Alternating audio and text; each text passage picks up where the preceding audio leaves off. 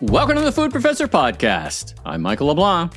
And I'm the food professor, Sylvain Charlebois. Our guest on this week on the pod, recorded live at SIAL in Montreal, is Jessica Adelman, Senior Vice President, Mars Snacking North America. She does corporate affairs, won Mars reputation building. She's probably one of the most accomplished brand leaders we've had on the podcast, representing the behemoth that is now Mars. We talk about their $36 billion with a B acquisition of Kellanova. Thankfully, we don't have to say the word Kellanova anymore, thanks to them. So they have that going for them. You didn't like the name? Jeez.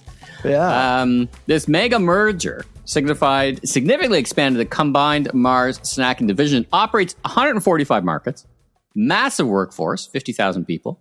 We talk about the state of the industry, investments in Canada, the impact on snacking and gum chewing of GLP-1 drugs, and a dynamic conversation about the nature of strategy itself, reputation management. Now, Savannah, you flaked off to testify to Parliament, so you missed the conversation. Thank you for making me feel guilty. I know it was a great meeting, and I actually had a chance to actually meet with her, which is great. Yeah. And frankly, I would say, I'm looking forward to hear more about Mars. It's a gigantic company.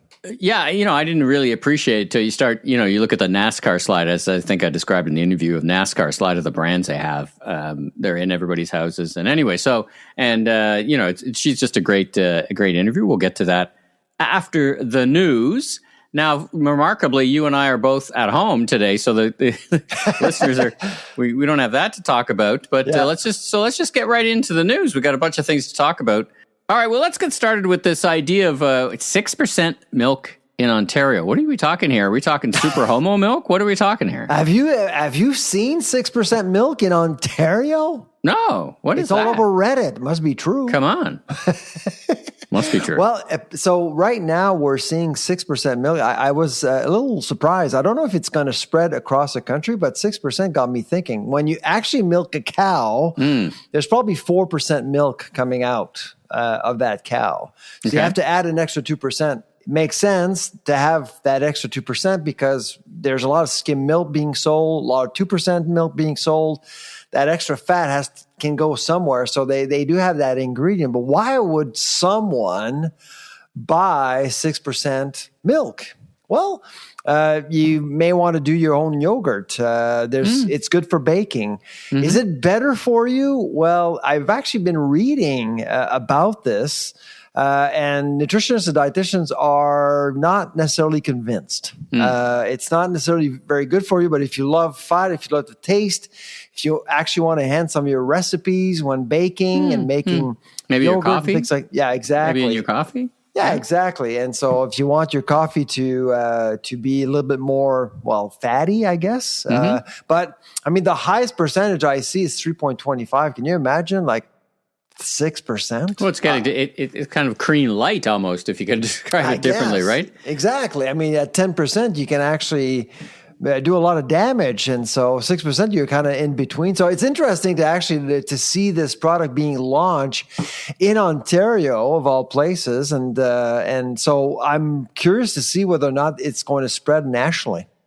Well, maybe it's connected in some way to the next thing I wanted to talk about was this is kind of a big week in the history of Canadian GLP-1s because a generic pill form launches this week. That's right. Or early next. And we've talked about this before. In the U.S., something like 25-30% of households are on GLP-1s. It's transforming the apparel market and the handbag market and the way people eat. Did you say 25 to 30%?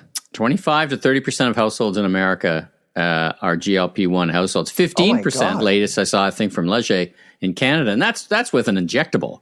That's not even with a pill format. And in Canada, I've always thought about it in terms of the number of people. I've never actually thought about it from a household perspective. That seems like a really high percentage. It's a believable percentage, but it's, my God. Well, it transforms the way the family eats as well, right? As you well know. One person on a diet or one person with a particular... Bye-bye sugar.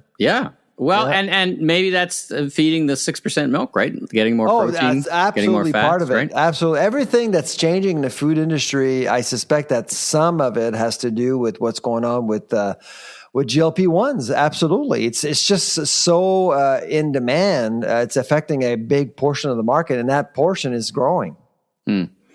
You and I have been talking about, switching gears a little bit, you and I have been talking about best before dates probably since the inception of this podcast as one of those things that confuses people because they think it's an expiry date, and B, is a solution to everything from food waste to better affordability. Now, we've also got another group of people, another advocate who's come out in favor of a revision or an adjustment or something to do with best before dates. Talk about it. Absolutely. Second Harvest. God bless their souls. Lori Nichols, CEO, big fan.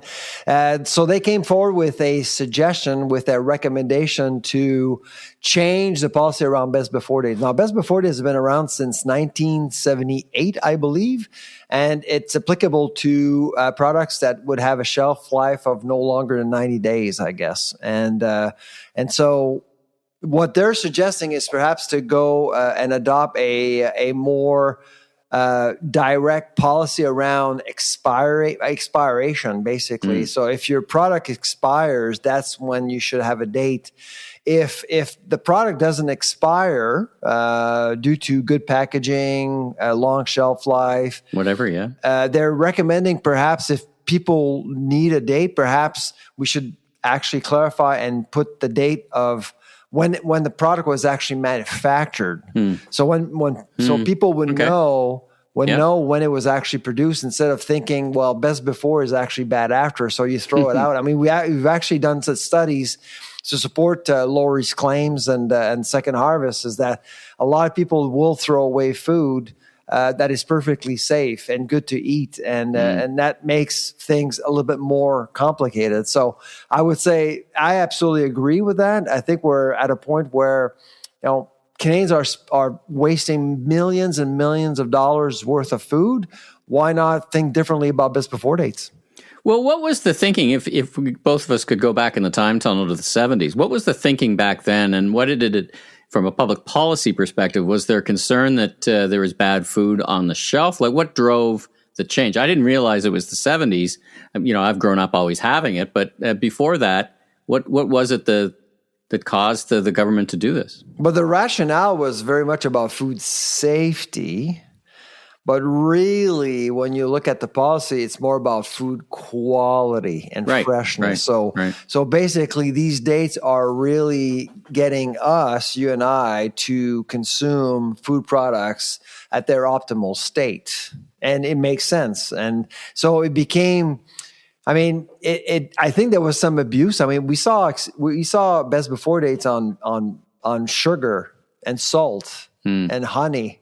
It was everywhere. I think we're seeing less of that stuff, but they've actually, they've decided to use these dates for a variety of different reasons, and it went overboard, I think. And so that's why right now people are just are questioning the rationale behind these dates, and that's not necessarily a bad thing. That's so it was very much about food safety, but in the end, it was very much more about food quality and getting people to eat products when products are actually fresh and good to eat. Let me ask you the question in a different way. We've had Michael Graydon on, we've had Kim Furlong on. Who would be against this and why? Who would be against modifying the best before date? Is it the brands? But Michael seems to be in line with it. Like openly? Yeah, like who would stand up and testify, say this is a bad idea? Who would I'd do say, that? I certainly would understand why some groups would be against, like RCC, the Retail Council of Canada, would be against, because you're forcing retailers to turn in inventory more often, for example. So that would increase costs. I could see that. With manufacturers, I would see, well, it's a benchmark. It's a mental benchmark for consumers when they actually buy food. They don't just buy food, they buy time, and they buy quality. And so do you want to do that, or do you want to get people to just buy food without that benchmark? So that would be another reason, I would say. I don't understand your point around retailers, though. But if best before dates went away, whatever the revision, isn't that good for retailers? They can have the inventory longer on the shelf. What's your point there?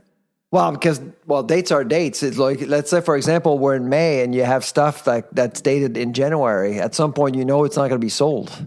So you have to move things around on shelves. You have to turn inventory a lot more often, I would say, than the opposite. Yeah, especially if that is like the manufacture date versus the expiry date. You think that might be a drag on that performance? My guess is this is going to be good news for food banks because, again, you get retailers to freshen up, unquote, quote unquote, more often. You see, instead of getting people to think about the future when it comes to dates, you're basically getting people to think about, okay, so this is how much time that product was manufactured. So that's why I may see a policy with no dates at all.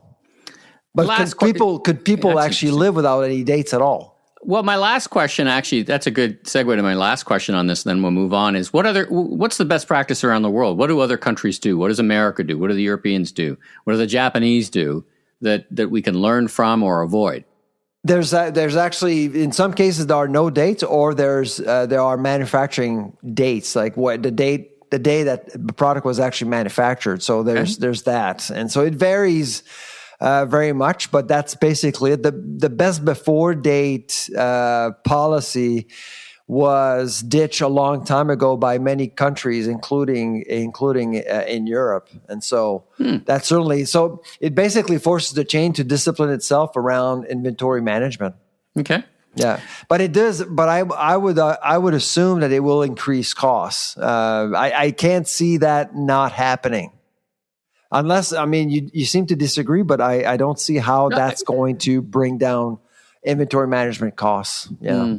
No, I'm not sure I disagree. I'm just trying to understand the dynamics of that part of the argument. So let me think about it a little further. But I think we need to progressively get into a different place because we're so ingrained with these dates, right? Yeah, it's not going to happen overnight. I mean, because we're all programmed to actually buy time. Speaking of buying time, let's talk about how you like that segue. Let's talk about the Halifax grain elevator. So, it is saved to live again. Who knew? I didn't even know it was under threat, but I saw the same headlines. And I'm like, hey, that's great news. Not that I knew that there is some kind of threat. So talk about this grain elevator and the role it plays in ag in Canada. Well, I mean, so this is a big deal for the Atlantic. It is the only grain terminal in the Atlantic, supporting the hundreds of farmers that we have.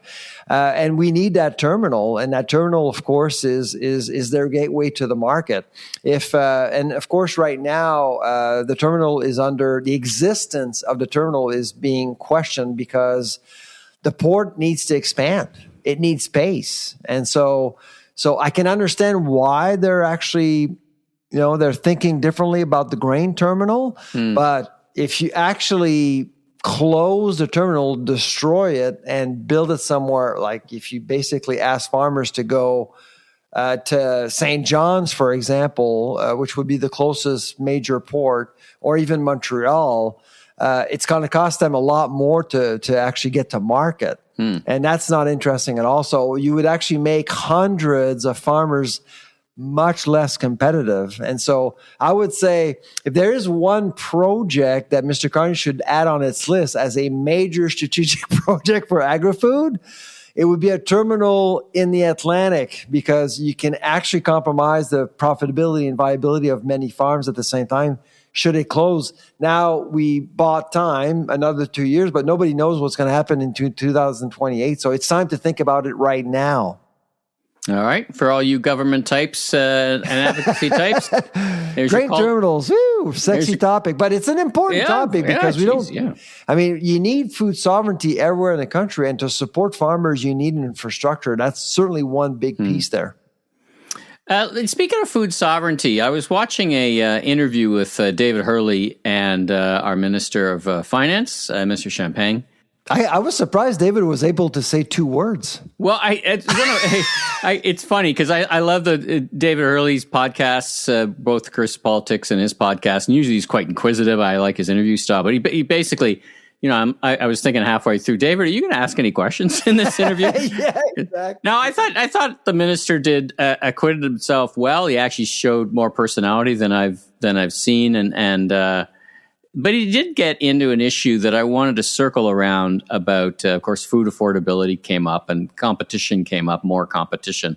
I don't as much want to relitigate that discussion, but he did talk about the idea of food deserts in Canada. And I wanted to ask you as an academic, I hear this term food deserts.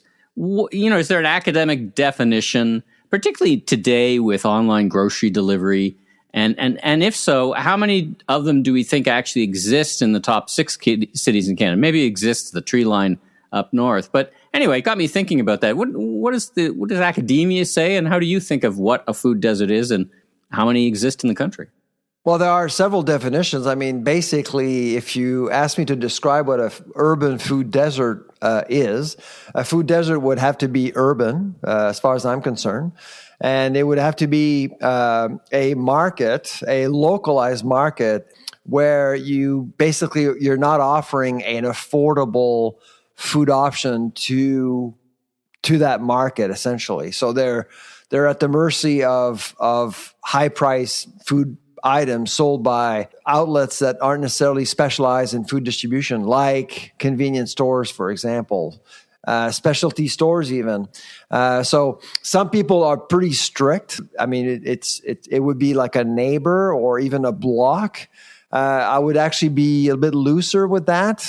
But we are expecting to see a growing number of urban food deserts in Canada because of theft. I mean, we just learned from Retail Council of Canada last week that food theft is a $10 billion problem right now in Canada.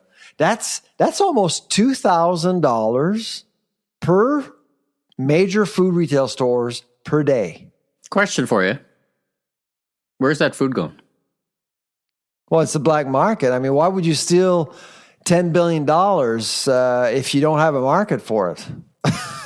Right, but where? Like, I have my theory, and my theory. So some reporters in Quebec actually caught thieves in parking lots reselling food. That's a lot of $10 billion of food to move. But I do think that the biggest black market is probably food service. Right. I would say so, yeah. You and I may have actually eaten counterfeited food going to a restaurant. Well, stolen food anyway, if it's not counterfeited. But my point is that when prices of something goes up, there is certainly a black market. Look at what happened to maple syrup. And so there's always something going on there. And so I have a different theory than food affordability. It's organized crime. It is organized crime. And RCC it has nothing to do with affordability. But it has nothing to do with affordability. It has everything to do with extortion. So they would extort local restaurants and say, this happened with liquor. You don't have a choice. You either buy my stolen product or we burn you down. I mean, there's a restaurant in Toronto yesterday shot up. It happens all the time that people in these restaurants, feel the consequences of not doing this. So there's no way you can get $10 billion out of the trunk of cars across even Facebook Marketplace. I can't. I don't have any evidence of that. Is it believable? I would say yes, but we should have somebody from law enforcement on. I'd love to get somebody from law enforcement on to talk about this. You're the second person to raise the point with me. Okay, so you're not the first one, but I can't really comment because I don't know. Is it possible? Of course, it is possible. All right, next season. And you know what? On The Voice of Retail, coming up in the summer, I'm interviewing the chief of police of Peel Region, which is one of the biggest police regions. He probably wouldn't know. Well, I'm going to ask him. So, depending on how that conversation goes, hopefully we'll get into that and broader issues. It's pretty, I have a sense of the restaurant business. It's not an easy business. And there's a lot of sketchy I don't want to things. lay a lot of blame on it's such a great industry, the restaurant industry, but I do want to figure this out because I know where stuff that's stolen off the shelves is going and how it's going, where it's going, and that's places like the online marketplaces, right? But I'm not confident people are buying steak from there, but you never know. I'd be very doubtful if these people go to places you go to sell products for protection. I think there are other restaurants that are more prone to be exposed to these kinds of environments and deals, I would say. All right. Well, let's not beleaguer the point, but I'm very curious. I'm always curious when I hear about shrink or loss prevention. About if you really want to stop it, you have to demonetize it. In other words, you could chase people. It reminds me of Goodfellas, the movie Goodfellas. That's a good scene. Or it was the same thing that happened in The Irishman, right? He was stealing beef out the back and selling it out the back. Anyway, it's not a new problem, but $10 billion is worth talking about and understanding, I think, for both of us in the audience a little bit better. All right, so you got a bit of a definition there for these urban deserts. And just to close on that point, so your definition says if there's a specialty store and not like a discount store, then that's an affordable option. But if I can get it delivered by Instacart, does that mean because Instacart? No, that would not disqualify an urban desert. No, it has to be physical because you pay extra fees for delivery. Mm-hmm. All right, well, that's interesting discussion. I'm always interested in what and how definitions exist. So maybe we'll continue to explore that in a world of online delivery and evolving models and all those things. We got mushroom trouble. So we had the folks, great folks at mushroom.ca on, the advocates for the mushroom industry in Canada, which is a thriving industry. Now, the Americans have taken umbrage at something or other, and those pesky Americans want to tariff up the inbound mushroom trade. What do you make of this? Is this? I think they say that it's being somehow cross-subsidized. Who isn't? I mean, the American farmers is subsidized as well. I mean, that's like a long-standing. Do you see this as a risk to our great mushroom industry? I would say so. I think they have every right to be concerned. Is it a valid argument? I wouldn't say so because, as you just said, in America they do support their farmers in different ways. Sure. But they're buyers. They buy half of exported mushrooms that we have, and so if they decide, it's a big hit, absolutely. And so, is it politically driven? I think so, absolutely. So it's not. It has nothing to do with economics. There's no rationale. I'm expecting this to happen more and more. Americans are going to hit different sectors in different ways. This is it's unfortunate for our farmers in the mushroom business. But unfortunately, I'm expecting more of this because the rhetoric coming out of Ottawa against America has been incredibly dangerous, I would say. And just this week, we learned that America is walking away from the common military panel that we've had since the 1940s. I honestly think that America sees Canada as a risk, as a threat, because I know that we've been telling Canadians that we should consider America as a threat, but it goes both ways. It goes both ways. And so at some point, I've always wondered, okay, at some point, I suspect that America will retaliate. And I know that a lot of Canadians feel that we've been insulted, we've been attacked, blah, blah, blah. But Americans have attacked everyone in the world. And so we can't really personalize things, but because we're a very large trading partner, we do sell a lot of stuff, a lot of agri-food stuff to the United States. They're in a position of power. So I do expect Americans to be very strategic and pointed about some of these things, and mushrooms were on their list. Let's go from mushrooms to oysters. So I love me a good oyster, but the PEI Oyster Farm good article in the Globe and Mail is chronicling just a disease outbreak that is just decimating the industry for years and years. And I guess it feels like at the conclusion of the article, and I'd love you to comment on this, that the industry needs, I guess they buy brood stock, as it's called, internationally. We need to kind of get vertically integrated, backward integrated to rebuild or support the industry. It's a big deal, right? Yeah, no, absolutely. Again, it goes back to what I've been advocating for years, especially for the Atlantic. And so I saw the article in the Globe and Mail, very good article, very detailed. And yeah, it's you're one disease away from seeing everything fall. That's exactly what's going on, but it is a very important industry. So to get the support, you need to vertically integrate, so you're in better control of some of these factors. So I think the argument that is being made is very, very valid, and it applies to many different sectors, including oysters in the Atlantic. So I'm hoping, but you need capital, you need people to invest, and that's not always easy to do. At Farmgate, we've actually settled that issue with quotas and regulation, but up the food chain with processing, it's still a work in progress. All right. Well, let's leave it. Let's leave the news there. We'll come back and a couple other things to talk about. But let's get to because I missed you. It would have been great to have you there. Whatever the heck you were doing in Parliament. Yeah. What were you doing? What were you testifying on anyway?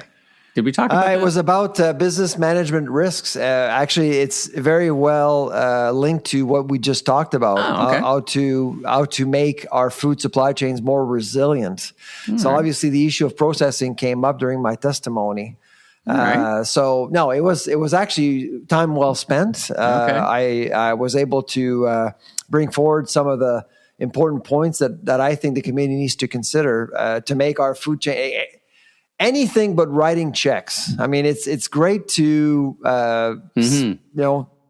send out public funds, but we're out of money, so we have to think about things a little bit differently. And my argument was around processing, but also around data. The data deficit that we have in Canada. Both you and I, we spoke about this for many years, and I mean, we fly in the dark. So if you want to actually build a oyster plant, well, why would you do it? What does the market look like, and what's the business case? We have no data whatsoever. We're just guessing.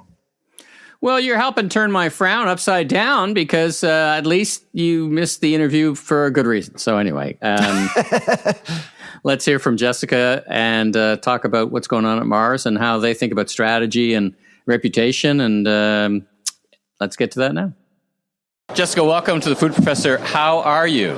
I am great today, Michael. Thank you so much for having me. It's really a privilege to be on the podcast today and to be here today at SIAL Canada. Fantastic. Well, welcome to Montreal. Is this your first time here? No, I actually was here pretty recently with my husband. We celebrated an anniversary, and we had to come to your beautiful city to make sure that we did it properly. It's an absolutely wonderful place. Now, where did you grow up? Where are you from? I actually grew up in Washington, D.C., which is quite rare. Yeah. My parents are both diplomats, and they were public servants, and so this idea of giving back and to be involved in public policy is deeply rooted in something that I feel very passionately about. Now, is that where you're kind of, if I call it GR for the technical folks, is that where that started from? I mean, you've got some background in that, and did you start interested? I grew up in Ottawa, so the nation's capital here. Sure. And, growing up in that environment, you tend to kind of be oriented to think about, you go one of two directions. So I can't stand it, how fast can I get out of here? Right. Or I'm kind of, you soak in the environment. Was that the case with you? I mean, you picked up the conversation around the kitchen table, I'm sure, as well? Absolutely. And, you don't really realize it at the time. But then as I found myself following different passions and pursuing things that were of interest, I realized that the seeds of those intellectual and policy discussions had been sown very deeply and was an area that I really did want to participate in. Tell me what you do for a living.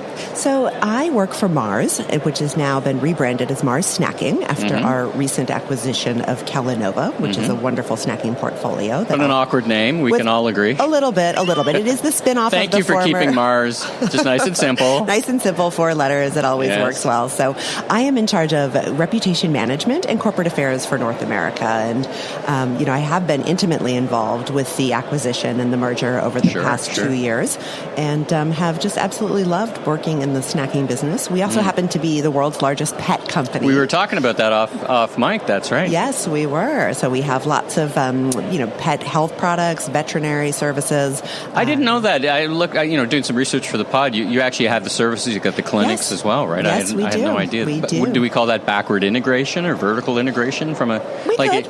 Do you do that? Do you do that to sell more product, or do you do that as a revenue source in and of itself? Well, I think both, I guess. The pet business has been growing very quickly, so it has been a great business to be in.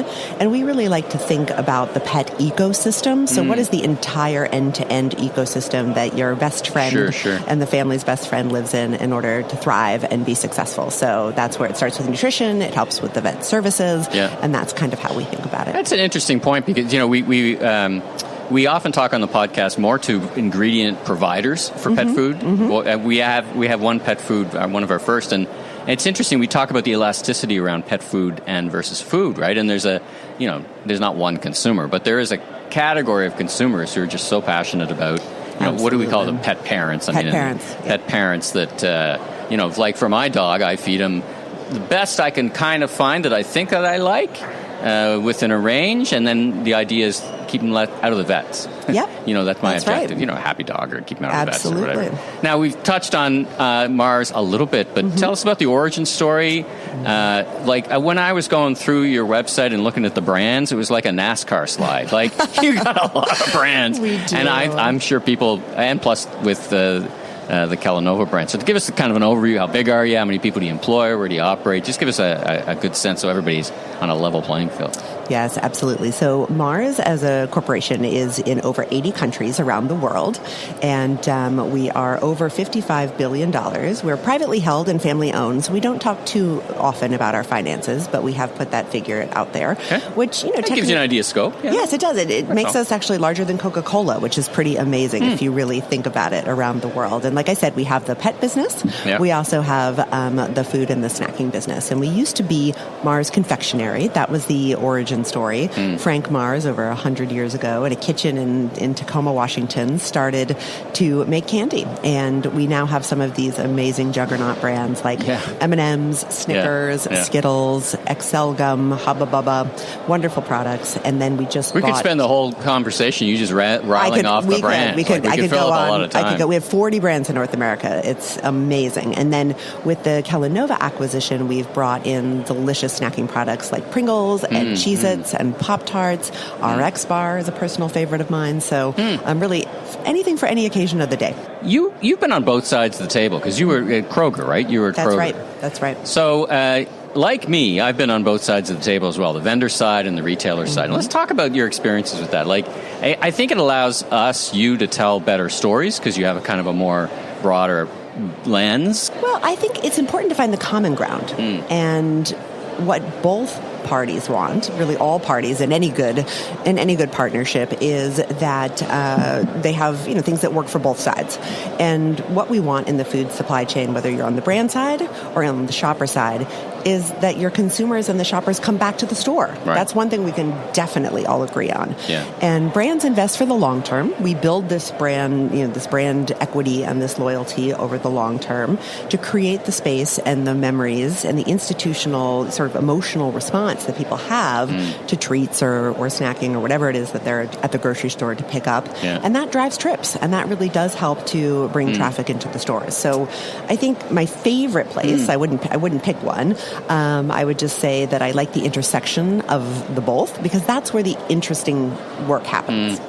If I frame it as you think about relations with, let's say, with grocers, I think about table stakes and differentiators. And I often ask this question, or I have the retailers talk about, you've got a lot of vendors, but what makes the difference between a vendor that is doing fine and a vendor that excels and is really doing well? So I put that in table stakes. You got to deliver on time. You got to write pricing. You got to be responsive. You got to launch some new products every now and then. But what's a differentiator these days in a relationship with the retail trade? So I think it's really building those long-term relationships that you just referenced, and they can be built upon multiple dimensions. But innovation is truly at the heart of our food and agriculture supply chain. And, I've gotten the chance to work for Kroger, as you mentioned. I work for Mars now. I've worked for Cargill as well, which is, huge agriculture supply chain operator, and also worked for Syngenta way back when, which are the seeds and the... So you've been the processor side, the grocer side, the brand side? Absolutely. From before we even got to the farm, right? The seeds that went into the ground. So all the way through to the, through your farm front to fork, door. literally. Farm to fork, literally. So I've spent 30 years doing that and really working up and down the supply chain. And when we can create value as the supply chain and bring consumers value-added traits and products, then we have a real win there. And that's what creates the success that we need as an industry. Yeah, I had the opportunity to interview the president of Walmart International. And one of the questions I asked her is, how do you plan? And, you know, when I was growing up, and maybe you too, when we were doing our MBA, it was like, we're going to put a nice corporate plan together. It's going to be, you know, not exactly etched in stone, but it's going to go in the drawer, and we got a plan. We know where we're going for the next 3 to 5 years. And you know, I said, how do you do that these days? And the conversation went to agility. And how do you think about, in a very dynamic market? I mean, if you and I think about the past 5 years, global pandemic, 2-3 major wars. You've now got Gen AI. We're going to talk about that a little bit later from how you think about it from consumers. So how do you and the organization approach strategic planning and just business planning now in this environment? Yeah, so I love your point. I, too, when I was in business school, they spent a lot of time on the strategic planning process and stage gate and all these fancy terms, right? And much of that has gone out the window in some respects because the events that nobody could plan for are ultimately the ones that cause you to have to change the most and really are the ones that, by definition, take you by surprise. Sure. So, you know, I think the name of the game today is, like you said, it's this idea of agility. But the speech that I'm giving later here today at SIAL Canada is around resilience. And the idea that in order to have resilience, there are 3 fundamental aspects that you should always be keeping in mind. And the first is value creation, risk mitigation, and then how do you manage your reputation over the course of that. And if you keep those 3 things in mind, you're creating a pretty resilient business model, but it requires some courage. You have to ask the hard questions, and you have to have the courage to face the elephant in the room, the one that's probably staring at you fairly openly, and you know, that you're trying to ignore in the corner there. But face it and think about it and turn it into an advantage for the organization that you're with, and then you will truly be resilient, and you have a chance of actually meeting your financial objectives or meeting the plan that you've set out for yourselves.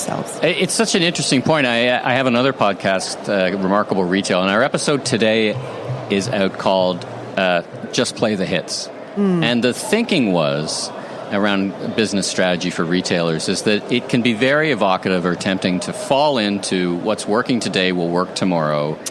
Change is hard, and, you know, just play the hits, right? And, you know, very soon you wind up like in the wrong place pretty quick, faster than you may imagine. So, you know, is that the way you think of it as well? Is that, you know, what's working today, fantastic business, right? Yep. You don't have to answer to shareholders. You've got another advantage, Wonderful. Right? Yes. You don't have quarter-to-quarter results from strategy. So does that resonate with you, that you've got to not like say, okay, if we had to destroy the business next year, how would we rebuild it? But, you know, things are going.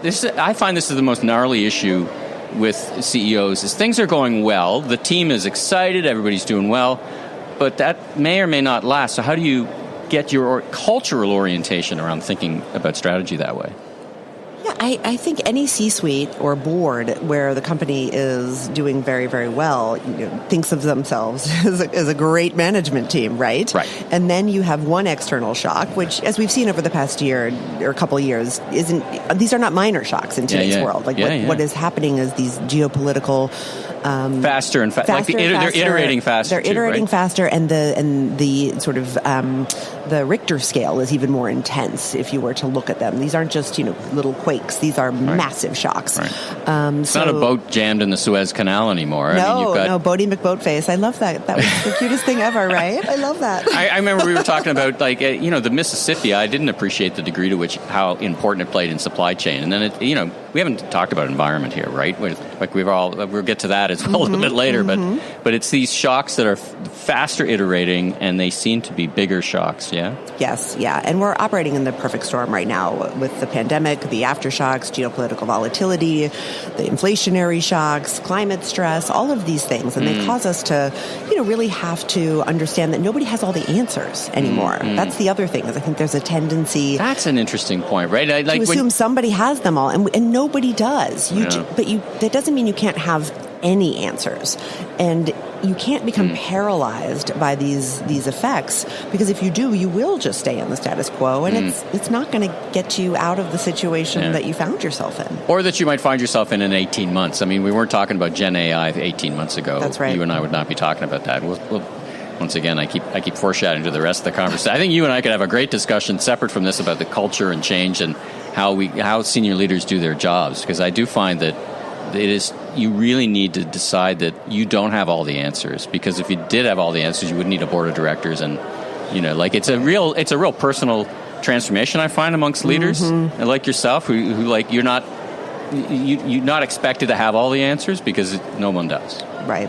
Yeah, and I think maybe it's also just a function of experience or age. Like, the older I get, the less I know in many ways. Where I realize, I don't know. A generation ago, like our parents would have been, as CEO or leadership in the senior position, you would be expected to have the answer. That's true. Right? You would be that.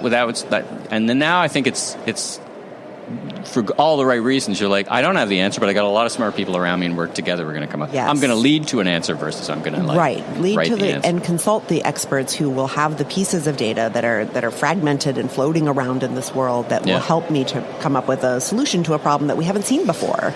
So by definition, it has to be architected collectively, and also with some humility that you can good word. Put yourself out there to say that you don't have. I don't have a good word. That's a great word. You mentioned you're here. You're giving a keynote. Tell me a little bit more about the keynote.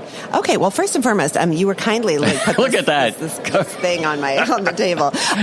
We were laughing a little bit fabulous earlier. Picture Yes, Michael and I were laughing a little bit earlier because I tend to walk around slightly paranoid that or self-conscious. I mean, aren't we all a little bit? Yeah. And I did think people were sort of looking at me funny today, and then I saw a very big newsstand with this on it. So you're a food guy. Do all these people know? How do these people know? Yes, no, it's great, and I really just want to take this home to my 3 teenagers to show them that somebody wants to listen to mommy. Yeah, yes, exactly. So thank you for this validation today. It was worth it for that. Thank you, SIAL. That in itself was worth it. But I'm here to talk about resilience in the food supply chain, and again, along the lines of some of the topics that we've talked. Creating value. Number one, we are businesses. We are here to feed the world, and we are in the business of business and making sure that that's successful. How do we mitigate risk against that backdrop? And then what role does reputation management play in that process to make sure that you have an institution and an organization that can put themselves out there to be successful? You're overseeing communications for what is probably one of the biggest CPG transactions in history, I think. Did I read? Third largest CPG transaction in history. Massive. So, when I think about mitigating risk, I think about now you inherit a number of brands, systems, people, production facilities, technologies, all these things together. How do you approach managing risk and resilience with now such a broad network, and many of them are new? I remember talking to Home Depot, and they had a cyber incident, and they found it was a small little vendor that they had bought to do some little tweak on their POS. And 3 things down, they had a problem with a vendor to the vendor to the vendor to the vendor. How do you conceptualize all that? Yeah, it really does become sort of a myriad of complexity. And size, everybody wants scale, everybody wants size because it's a force multiplier. But what comes with that is complexity. That complexity is almost like the hidden tax of scale. And if you just seek scale for the sake of just size, and you don't appreciate that what you're gaining in the process is a lot more complexity, then you will completely miss all of the things that can go wrong. Now, I don't tend to be a catastrophist. I don't love to live in the wreckage of the future. But you do have to spend a little bit of time, foreshadowing, building out different scenario plans that will help you think through the probable cases, and then, the improbable cases that seem impossible until they're actually here. And what would you do if your business model was completely upended from. It used to be such a theoretical exercise, and now it is not. Right? I mean, do you guys, when you think about systems and processes to do that, and do you have red teams that say, you put a business plan together, we're going to do everything we can to rip it apart. And absolutely. Not catastrophize, that's a great word, but just say, listen, these things are happening. Absolutely, Right? absolutely. And, I think it's the job of the board and of the C-suite to ask the questions like, do we have the governance and do we have the transparency? And are we creating the type of culture from within where our team members feel comfortable and safe that they can bring these things forward? I mean, you look at some of the biggest reputational crises across corporations in the recent future, and they were because people didn't feel safe to step forward. Yep. And you have to have a culture where people think that they can bring these things forward, and rather than destroying value by acknowledging them, they're safe to help protect and preserve and create further value. So you probably have anonymous report lines and all those things, Absolutely. right? And like you said, enable that, right? Yep, we do, and the red teams, and we do tabletop exercises. When I was at publicly traded companies, you do a lot of things with activist white papers, and you do you look at it from a lot of different angles, which is what you have to do these days. It's also a lot of fun. I was with a business, and the corporate, it's a pretty big business, but we were a small division of the big business. And the corporate risk folks visited us and said, we have a real problem here. You're on a flight path, so we are going to build a plan if a plane lands into your building and destroys everything. Oh. I'm like, yeah, we were not thinking about that up until 5 minutes ago. Thanks for that. Image. Thanks for the visual. Thanks for the visual. Yes.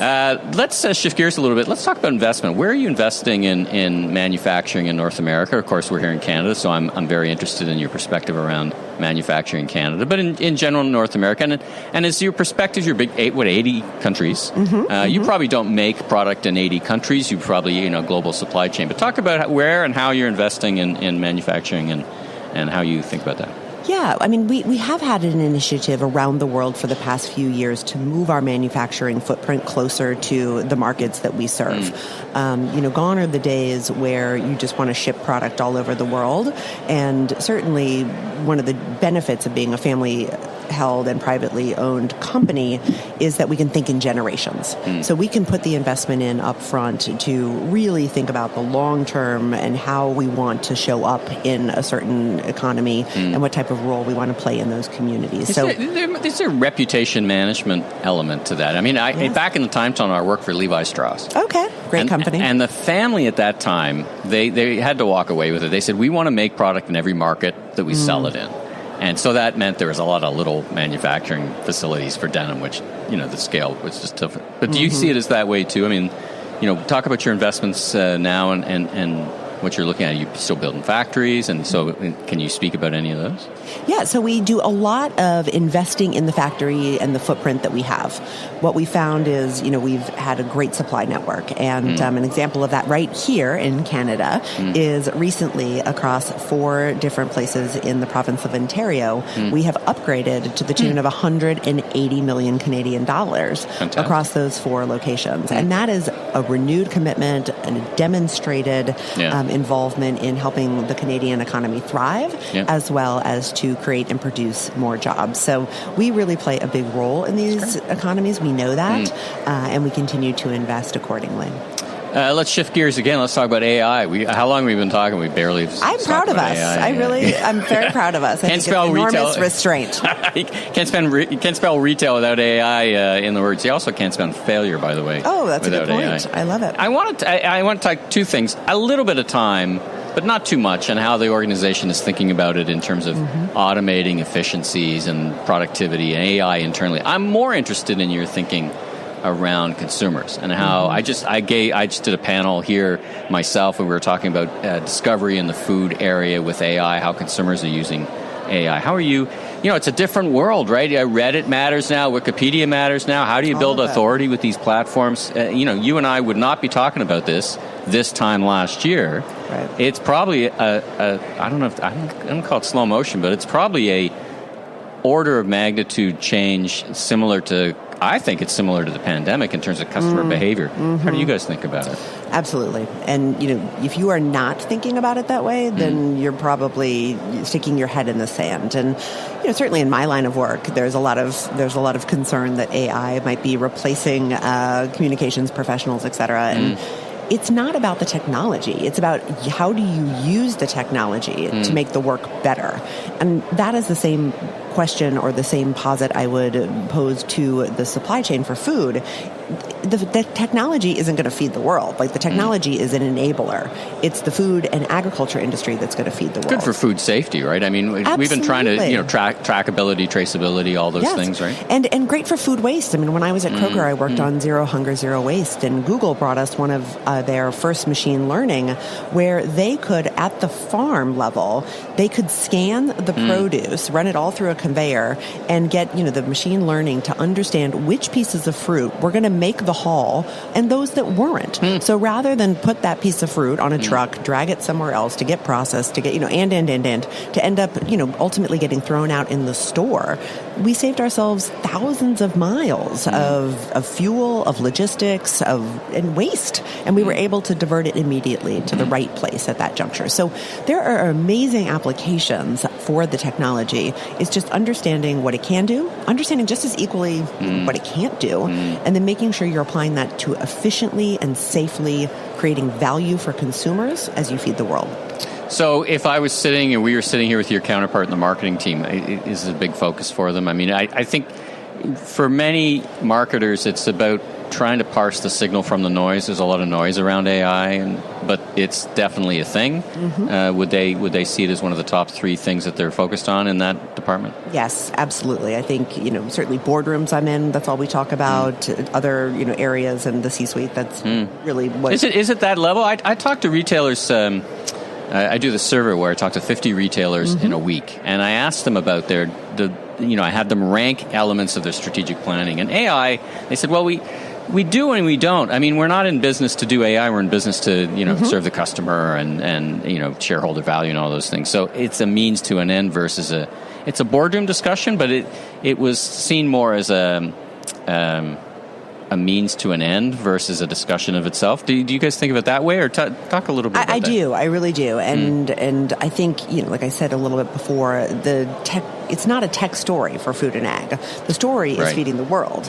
But the food security that that AI can help enable is jobs, economic transformation, and helping to be more efficient. So whereas I can see how certain boardrooms would think, oh, this isn't my immediate issue. But if you're not thinking about, well, what does the technology do to help my business? And you used the example of retailers. That's effectively a 2 to 3% gross margin business. Yeah. If you can make progress in that space, your business is doing a lot better.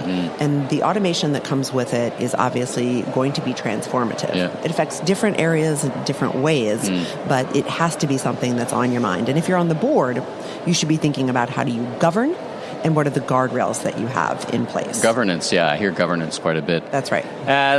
Let's talk about sustainability a bit. Now, I think in some ways, I don't want to make this kind of putting it out there exactly definitively, but the fact we haven't talked about sustainability yet tells me a little bit of something. I came from I spent some time in the disposable cup business, Lily Cup and Dixie Cup and James River, all these companies. And so we've been thinking about this for a long, long time. It seems like consumers are less focused on sustainability. And I know in a big organization like yours, there's a whole bunch of work that goes on in sustainability. How are you thinking about it in when you match sustainability up against affordability, affordability tends to trump most decisions, right? I call them light green to dark green. Light green, there's a group of people who make no decisions based on sustainability, the environment. Dark green, they make every decision, every buying decision. The bell curve somewhere in the middle, and it moves around based on the economy and based on affordability. How do you guys think about sustainability and your role? So much packaging and all these things. I know you're very forward thinking on it. Well, and I think the whole CPG industry has, is thinking a lot about these issues, particularly in the packaging space. But, I don't think people abandon their values. What they do is prioritize basics first. And when you're in an inflationary environment, that becomes a different conversation. And consumers still care, but they're prioritizing. And the sustainability dimension hasn't disappeared. It's just being filtered through the lens of value, like you said. Right. And whereas when you have real affordability pressure, winning with sustainable strategies tends to mean that you're having strategies that don't ask consumers to pay more for something or having to choose between their values and their budgets.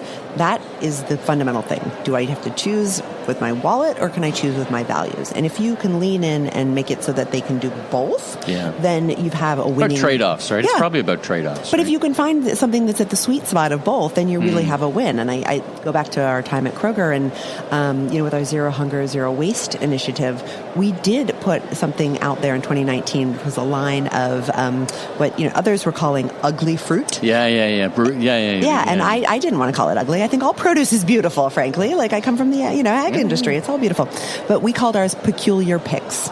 And it was stuff that, may not have passed certain specs. Yeah. Perfectly good to eat, perfectly safe to eat. We would never put anything out that wasn't. Yeah. It just had a peculiar look about it at times. And that was okay. And it was priced well.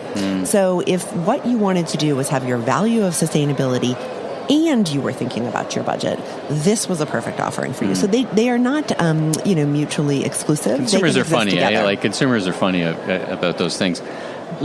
Second last question. Then I want to talk about, as we wrap up, what would you talk about from 5 years if we were together 5 years from now? We should probably say 5 months, the way things are moving. But anyway, GLP-1s, we haven't talked about them yet. I feel like that's a tectonic change to a business like yours. I look at apparel sales in America last month they were tracked 14% up. And, I attribute that to a lot of GLP-1. I think people are, handbag sales are up. There's a lot of research that's saying, what are we at now in the U.S., 25-30% of households. In Canada, we're a little far behind. So you guys have to be thinking about craveability, product, and GLP-1s. What's your perspective? Well, I love hearing what you said about handbags. I always had a lot of shoes and a lot of handbags because they always fit. So, that's the one thing. You just feel better about it. That makes more sense because I was like, are they shopping for new clothes? We're finding this echo where people are changing their lives and they're suddenly their fashionability is changing and they're just like, look at me.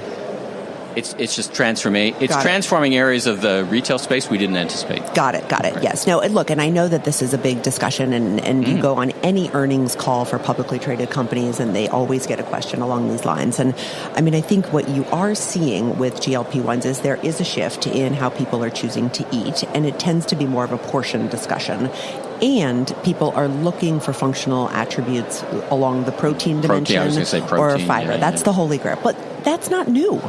Functional attributes in food products has always been an important element of innovation that people are looking for when they introduce new products. Yeah. You want foods that are more dense. You want better nutrient profiles. Everybody in the food industry is looking for that. Now, when we think about our portfolio, especially the confectionery portfolio, we have always approached that part of our business as always a treat. This is not a center of the plate activity. If you're going to have a few M&Ms after dinner, we should probably introduce you to that's good. But if you're center of plate, you should probably. This is not a center. We are not a center of the plate item, and actually, we have played a leadership role within our industry of defining our industry mantra as always a treat. That there's a time and a place to enjoy our products because they're fun and they're delicious. And what that doesn't mean, though, is every meal, every day, and all the time. Right. So I think we are very well suited to navigate this. And we, of course, also have introduced lots of different portion sizes, which is a big part of the evolution as well when you're in this space. It's interesting you say about protein. Sylvain talks about protein orphans because you've got the price of beef and the price of other, your big three proteins go up, and you leave these orphans looking for solutions, particularly for those who are, on GLP-1s. It's a funny concept. All right, last question for you. Okay. You and I are sitting here in this booth 5 years. This is going to be a challenge, but 5 years from today, what metrics are you looking at? What decisions, how are you thinking about the work you do? Yeah. Well, I would love to be here with you. We could also go skiing in Vancouver. We could also, go hang out in Toronto. Absolutely love your country. It's a beautiful place. So again, thank you so much for having me. And, if we were to sit down in the future, I would really hope that we would talk less about the crises that we reacted to, but more about the solutions that we architected together, taking this notion of resilience, taking the idea of experience and discernment for what are the real problems, and having solved those together. And instead of talking about all the things that hit us out of the blue, we'd be talking about all the things that all the learnings we had turned into real solutions and value creation on behalf of the food and agriculture supply chain. So that would be my wish. It's a great thread of discussion. It's like turning a frown upside down, or when the toast falls on the floor, butter side up. Is basically, I think there's a generation of leaders, junior managers that grew up in very turbulent times that have baked in some resilience that maybe is an upside. Like I'm getting used to this. I'm more resilient. I'm figuring out how to act and run companies that even at your level that is, listen, this is the way it is now. It's not, let's figure out how it's going to change consumer behavior. I think that's the biggest change that I've seen, both the lasting change out of things like COVID, is it was a change to consumer behavior, like at double-digit order of magnitude that your brand managers probably fight for 0.5% a gain, but suddenly people were like, it just changed the way people did things. Absolutely. And one great example, which I'll be talking a little bit about in my keynote later, was the effect that COVID had on our gum and mints portfolio. We have a massive, footprint in gum and mints, and up here in Canada, it's Excel gum, and it's actually one of Canada's largest confectionery products. Oh no! And it's a gum, not a chocolate or not a fruity product. Anyway, when COVID hit and all of a sudden people weren't leaving their homes, people didn't care as much about whether they were creating the right impressions, how we say, with their breath. And, that was an existential crisis that we couldn't foresee in our category. So we had to be really thoughtful about how do we reinvigorate a category that's fundamental function had been completely... Socialization, right? Yeah, right. Leaving your home, socialization, getting near another human. These were things that were not on the table for a long time. The amount of Pringles you find in hotel rooms, too, that was my little, my sneaky treat. Listen, it's been such a treat. Speaking of treats, it's been such a treat having you on the mic.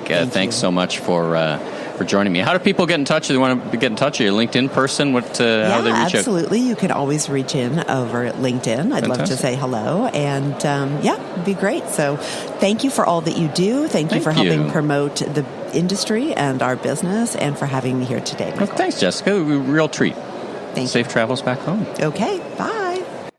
I know Mars as a candy bar, but I didn't really appreciate the scope and scale of that business. And I want to talk about another American business, which is the bourbon industry.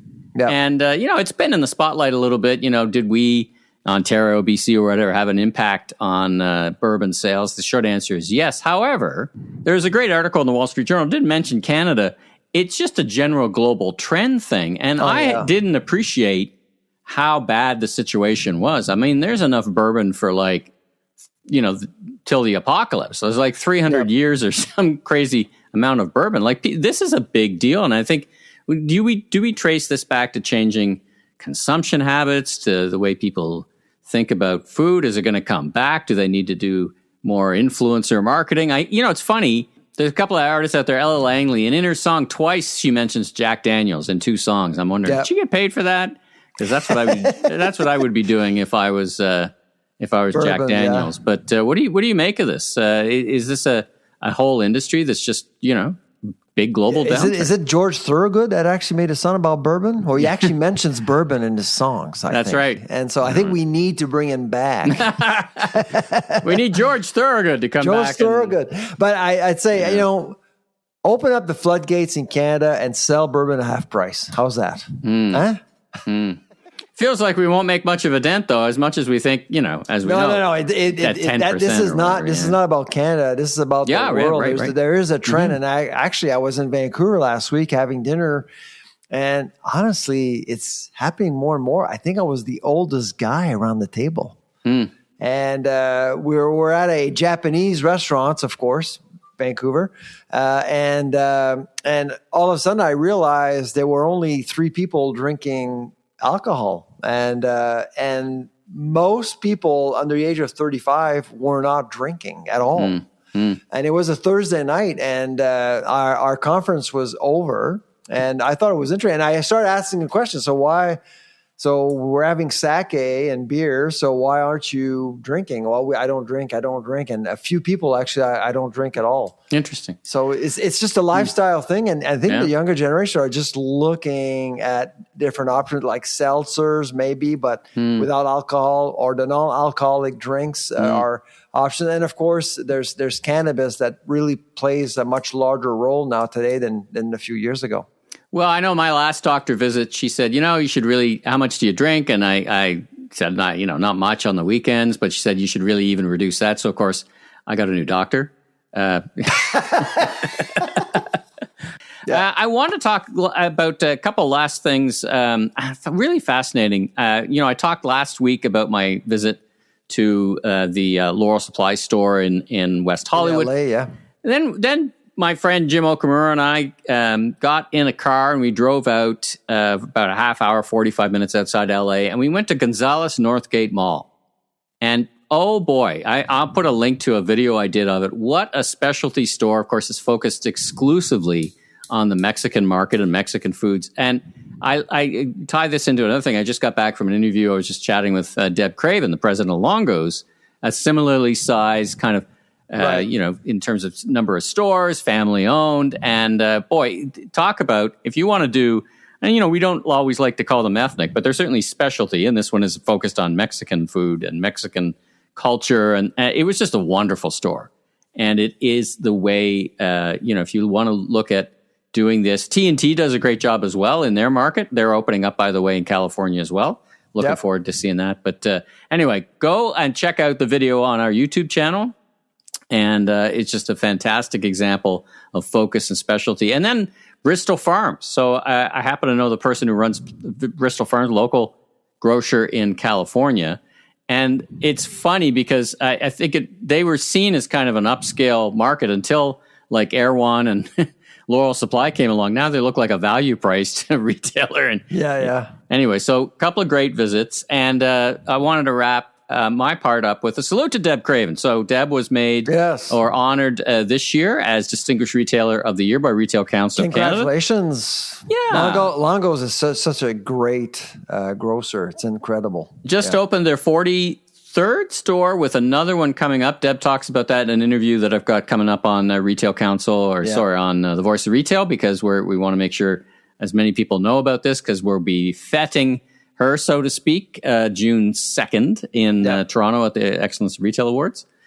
So she will be there, and just a great conversation. Tune in. I think we should get we've had Jenny Longo on the pod, but I don't think we've had Deb on the pod, and so we're due. We're due, right? Yeah. We'll perhaps she'll accept an invitation to come on next season. So there you go. All right, well, that's the show, and a really great opportunity to hear from the retail at a strategy and brand at a strategy point. So this time we'll really be back next week with Karen Proud. Yeah, absolutely. Another great interview and very, very timely in terms of how everyone is thinking about this. But for now, I'm Michael LeBlanc, media entrepreneur, and you are? And I'm the food professor, Sylvain Charlebois. Safe travels, everybody. Take care.